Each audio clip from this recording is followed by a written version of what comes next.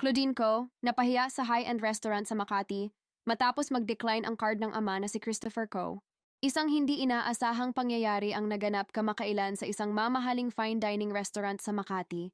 Matapos mapahiya si Claudine Ko, anak ng kilalang negosyante at bilyonaryong si Christopher Ko, nang mag-decline ang card na ginamit nito sa pagbabayad ng kanilang pagkain. Ayon sa mga ulat, naganap ang insidente sa prestihiyosong Blackbird at the Nilsson Tower, isa sa mga pinakasikat at mamahaling kainan sa Makati na madalas puntahan ng mga kilalang personalidad, business executives, at socialites. Bandang 8:30 ng gabi noong Sabado, dumating umano si Claudine kasama ang apat nitong kaibigan para mag-celebrate ng kaarawan ng isa sa kanila. Nakasuot umano ng designer outfit si Claudine at halatang sanay sa marangyang pamumuhay. Umorder umano sila ng ilang premium dishes kabilang ang Angus ribeye steak, caviar blinis at black truffle pasta, kalakip ang ilang bote ng imported champagne. Ayon sa isang waiter na hindi nagpakilala, maayos naman daw ang takbo ng gabi hanggang sa dumating na ang bill na umabot sa 67,000. Confident umanong inabot ni Claudine ang isang black titanium credit card na nakapangalan sa kanyang ama.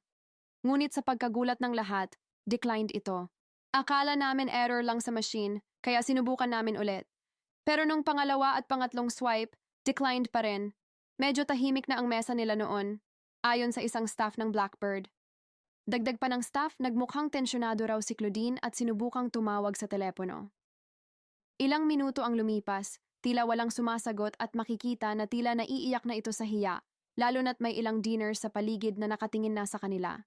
Ayon pa sa ulat, tinangka ni Claudine na magbayad gamit ang isang ibang card, ngunit ganoon din ang nangyari.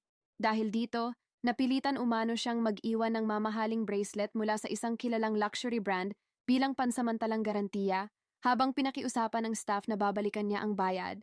Magalang naman siya, halatang hindi sanay sa ganitong pangyayari. Pero syempre, awkward para sa lahat. Lalo na at kilala siyang anak ng isa sa pinakamayamang negosyante, sabi ng isang nakasaksi. Makalipas ang halos isang oras, dumating ang personal assistant ni Claudine upang bayaran ang kabuuang bill gamit ang cash. Gayunman, kumalat na sa social media ang ilang litrato ng naturang insidente, nakuha umano ng isa sa mga kapwa customer ng restaurant. Sa ngayon ay wala pang pahayag si Christopher Ko or si Claudine ukol sa insidente, ngunit ayon sa isang malapit sa pamilya, minor misunderstanding lang daw ito sa bangko at agad na ayos kinabukasan. Gayunpaman, hindi na naiwasan ang pag-uusapan ang pangyayaring ito sa mga social circles ng Maynila. Isang paalala na kahit gaano ka man kayaman o kilala, isang simpleng error lang sa card machine ay pwedeng maging sanhi ng malaking kahihiyan.